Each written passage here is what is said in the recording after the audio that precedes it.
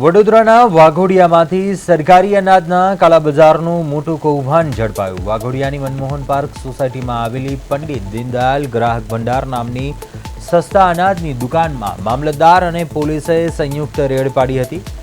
ગરીબોના હકનું અનાજ ખાનગી બજારમાં સગેવગે કરાતા દુકાન સંચાલક દર્શન કુમાર જયસ્વાલની અટકાયત કરાઈ છે। રેડ દરમિયાન સરકારી અનાજનો જથ્થો બારોબાર વેચવા જતો એક ટેમ્પો પણ ઝડપાયો છે કે જેમાંથી 142 કિલો ચોખા, 9 કિલો ચણા, ઘઉંનો મોટો જથ્થો મળી આવ્યો। તંત્રએ અનાજના જથ્થા સાથે ટેમ્પો કબજે કરી ગોડાઉન મેનેજરને સોંપ્યો છે। આ કૌભાંડમાં સ્થાનિક દુકાનદારોની સંડોવણી હોવાની આશંકા છે અને પોલીસ દ્વારા જો સંચાલકની કોલ ડિટેલ્સ કઢાવીને કડક તપાસ કરવામાં આવે તો આ રેશનિંગ માફિયાઓના એક મોટા નેટવર્કનો પર્દાફાશ થાય તેવી પૂરેપૂરી શક્યતાઓ સેવાઈ રહી છે।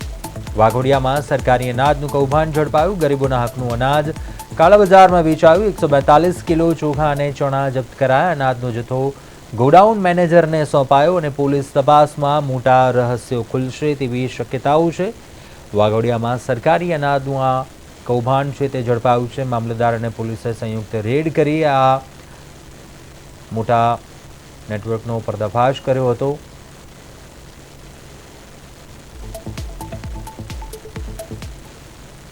જે એફપીએસ છે એમની દુકાન ઉપર અમને ફોન ઉપર એવી સૂચના મળી કે જે એમની દુકાનમાંથી જે સસ્તા અનાજના જે ઘઉં ચોખા છે એ બહાર જઈ રહ્યા છે। એટલે તાત્કાલિક ધોરણે મામલતદાર તરીકે હું મારી ઇન્ચાર્જ એસએકે અને ટીમ સાથે અમે તપાસણી કરી પોલીસ સ્ટાફ સાથે, અને જેમાં ચોખા 142 કિલો, ચણા એક્સેસ 9 કિલો 220 અને મીઠું એ એક્સેસ મળેલ છે।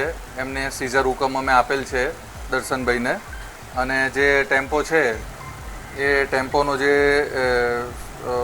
છે એ ગણતરી કરી લીધું છે અને એને અત્યારે ગોડાઉન મેનેજરને અમે સોંપણી કરીએ છીએ।